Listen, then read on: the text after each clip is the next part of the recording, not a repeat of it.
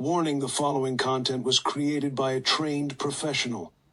Trained in emotional damage, impulsive choices, and romanticizing red flags with poetic flair. Side effects may include spontaneous laughter, temporary clarity, questionable texts, and the urge to reevaluate your entire situationship. And nothing's random except everything.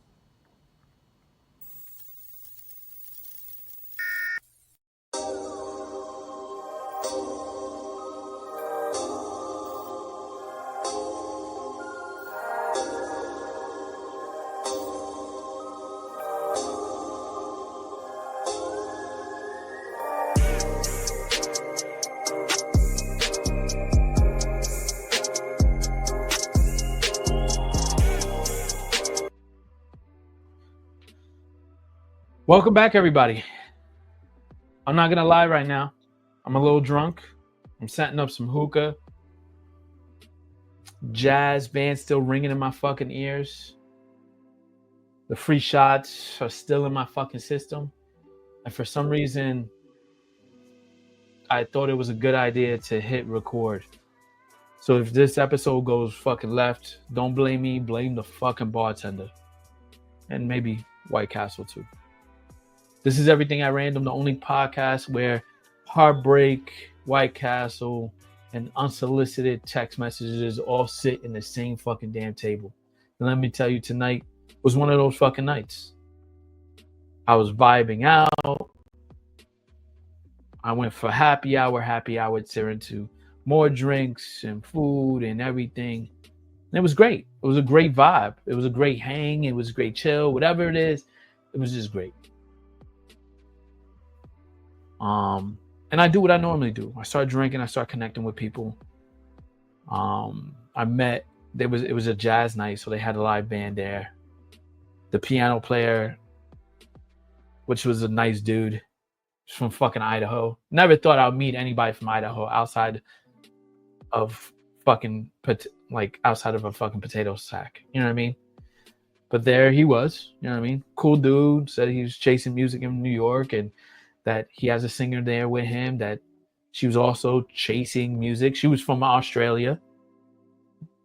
Bright-eyed, telling me about how she came out here and she hopes that the city doesn't break her, it makes her. You know what I mean? And she's also an actress, and she was just telling me stuff. And I was giving them their flowers. I was letting them know, it's amazing to see people do these things. I feel as though that's your art. You know what I mean? That's your thing where you're able to come up here and sing. He's able to play the piano and just vibe out. And I see the smiles on your faces, and it shows that you really care. You'll see those moments when somebody hears a song or sees a key being played and it just hits them right and they love it. You know what I mean? I love hearing that. And then there was the fucking bartender. You know what I mean? This man was fucking pouring like he was on salary. You know what I mean? He was like, fuck it, let me just keep on going.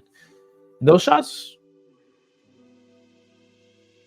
were free, but they were fucking personal.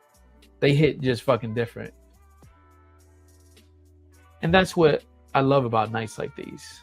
You know what I mean? You meet people you'll never see again, but for those couple of hours you feel like family. You the world is a little bit smaller, softer, more forgiving, and you sit there and you connect and you realize maybe we're all just out here trying to feel less alone, one shot, one song, one conversation at a time.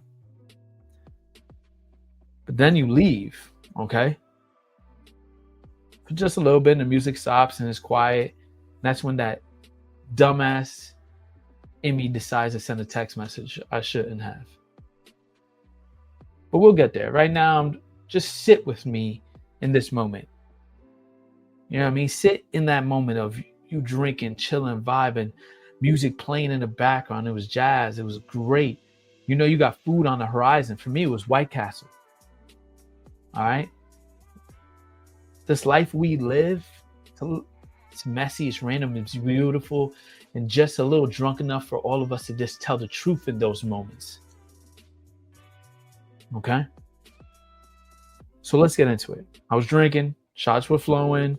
You know how that goes. Free liquor always feels like permission to make fucking bad decisions. And the bad decision for me was to text the friend, the /ex. You know what I mean? Like, knowing that I just made an episode talking about our whole kind of what I was feeling, what I was seeing there, just last episode. And I know she listens. And she'll probably listen to this one too. Or maybe not. I don't know. It doesn't really matter because this is my art. This is my shit. This is my thing. This is how I get my shit out. And I think how everybody grows by listening about my bullshit and be like, you know what? I'm not going to do what this motherfucker's doing. So I text her, okay? And verbatim, I'm going to give you verbatim. I wanted to see her. I was like, yeah, I want to swing by. I want to chill. And she goes, my problem with you is you come here and you know, well, I know you have heavy feelings. And a cuddle will never just be a cuddle. Ooh, that hit. And a hang will never just be a hang. And I still stand where I stood when we last talked. And before we stopped talking.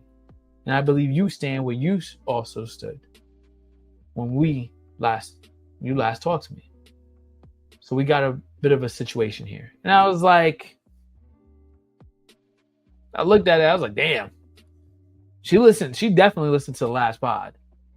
You know what I mean? And I was like, she was definitely wanted to like, hey, listen, stop your shit, bro. You're not coming over here. This is not what it is. She was like, she wanted to shut that shit down. But you know, you got that little liquid courage in you. Of course, in my head, I'm like, nah, chill. Different. Let me try something different. So I write back and I was like, can we be just on neutral ground? Just cuddle and that's it. You know what I mean? I was just trying to be like, can we just do that? She shuts it all the way down. No, because it won't stop there. That was a shutdown. Just shut it down. Okay. All right. That hit me. I was like, damn, maybe she's not saying no because she doesn't want me. Maybe it's because if she does let me that close, something could happen. Like, the wall isn't there because she doesn't care. The wall is there because she cares too much and doesn't want to catch herself slipping. And yeah, I get it. I respect it. I hear you. I could be completely fucking wrong too. I don't know. But I gotta respect it.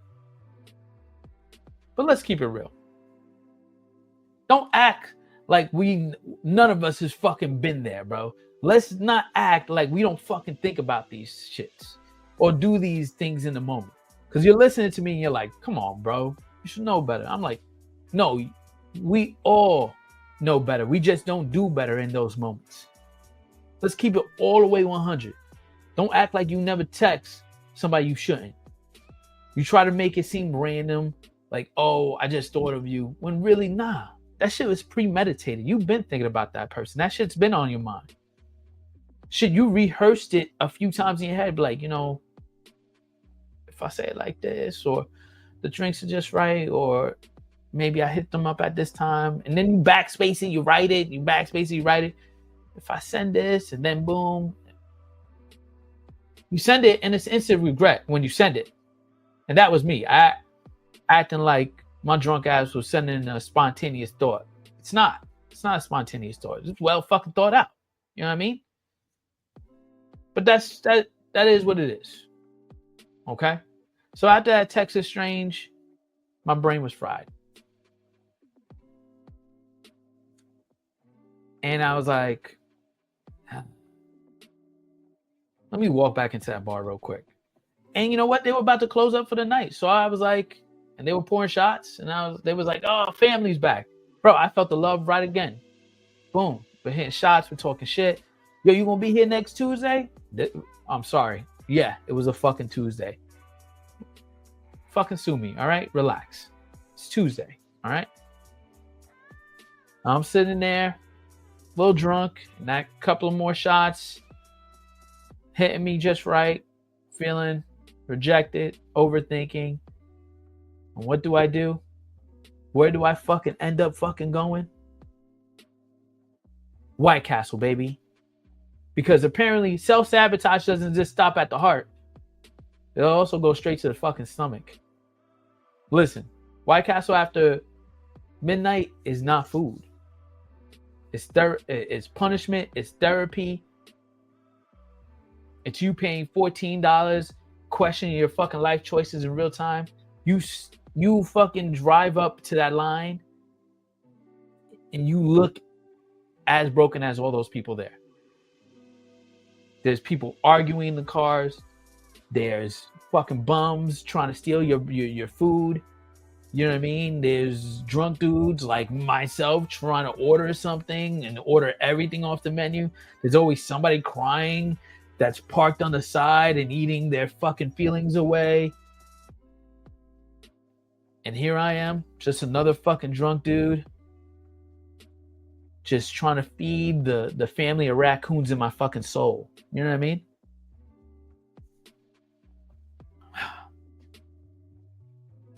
And White Castle, it's not the greatest. It's not. But those soggy fucking war crime sandwiches, White Castle fucking fries that are slightly crispy, but just at the corners, are amazing. And we all keep on going back. Because there's something about sadness and that food that just fits. Like, heartbreak tastes better. Drunkenness tastes better with that sogginess and that cheese that sometimes never fucking melts. You know what I mean? And then the aftermath of the White Castle food. You think it happens the next day. No, that shit happens right when you bite into it. You're like, damn, I fucking hate myself. I'm just chewing into it. I fucking hate myself. But there's a tradition about it. Like you're drinking, you're out and about, you're having a good time. You text the people you shouldn't. Sometimes you win, sometimes you lose. It is what it is. Sometimes you're just crying into your fucking onion rings and stuff like that, whatever. And then you wake up the next morning pretending like you're gonna be fucking healthy. Like you just didn't eat shitty food and you're gonna probably do it another night again. You're gonna hit the gym. All right? But that's just how it is. And let me just say this. I got to get this out of the way. Potatoes are God's gift to mankind, okay? I say that because I'm still munching on the fries. You can do anything with these bad boys, even though they're fucking soggy and crunchy at the same time. And with a little zesty sauce, they're fucking perfect. But potatoes in general, you could fry it, mash it, bake it, sculpt it into anything and turn it. You can even turn it into vodka if life gets too real for you. You're telling me this one vegetable can be waffle, curly, tater, hash, and a shot of Grey Goose? That's survival food right there. If I'm stranded on an island, don't send me no coconuts, no rice, no canned beans. Like, this is a real fucking castaway. Just drop off potatoes. I'm going to fucking make some potatoes. I'm going to have potatoes there. I'll figure out the rest. I don't know how, but I'll figure that shit out. I'm talking about this food and everything. Let me tell you exactly what I ordered tonight, because sometimes I think people don't realize like how good like an order really makes and breaks you. You know what I mean? I didn't just get the sliders. You can't just get sliders. Or you can't just get fries and sliders. You know what I mean? I grabbed me these 2 new chicken sandwiches. They're like chicken cutlet sandwiches. My mouth is watering. I finished them already. Lettuce, tomatoes on it. It was beautiful. beautiful. I'm telling you, they were like a miniature chicken cutlet sandwiches. They were perfect. And then I got the sliders. You know what I mean? I always get them with cheese. One was perfectly melted. The other one wasn't. I don't know. I never get it with ketchup. If you fuck with ketchup, I can't fuck with you. I'm sorry. It's fucking disrespectful. And if you say like, oh, didn't you get tomatoes on your sandwich? Shut the fuck up. It's two different things, bro. It's two different things. All right? Oh, fucking people piss me off about that. The flavor already comes with the little onions, those greasy onions on the burger and stuff. So you don't need the ketchup or anything like that. And then if I'm going to dip my fries in anything, I always use the zesty sauce, which is delicious. Okay? But picture it. I'm in my car. You're probably in your car at times, and after a drunk night, eating these fucking sandwiches and the burger, the chicken sandwich, the fries. You put it into your little cup holder. Then on the other little cup holder, you got your dipping sauce and stuff. Or where the chain sits, I put the dipping sauce there. You know what I mean? And then in that moment, I'm just spiraling about life, love, and fucking potatoes. And the saddest part about all this, I just gave you like a 5-minute, 8-minute promo about White Castle. And I'm not going to even get fucking paid for any of this advertising. But it is what it is. That's what the show's all about, right? So here, where all of this is. A text that cuts too deep. A cuddle that can't exist. Fries that should have been better. They should be better. And me preaching about potatoes like their salvation. You know what I mean? That's my life. It's random. It's messy. It's me. And maybe that's the point. Life isn't supposed to be neat. It's supposed to taste like those onions on the burger that you didn't ask for. Hit you like a text message you wasn't ready to read. Leave you with questions you'll probably never fucking get answers to. But I'll keep chewing, I'll keep scrolling, and I'll keep living. At the end of the day, I'm just a guy with a mic, some feelings I can't control, and White Castle order that probably knocked 2 years off my lifespan. But I'm still here, and that counts for something, you know what I mean? So whether it's love, heartbreak, or food, remember, everything at random can still make sense if you laugh through it. I'm JR, and this was me talking shit. Until the next time, don't text who you shouldn't text. Or do it. Appreciate fries. Appreciate good fries. And for God's sakes, stop fucking putting ketchup and ruining everything.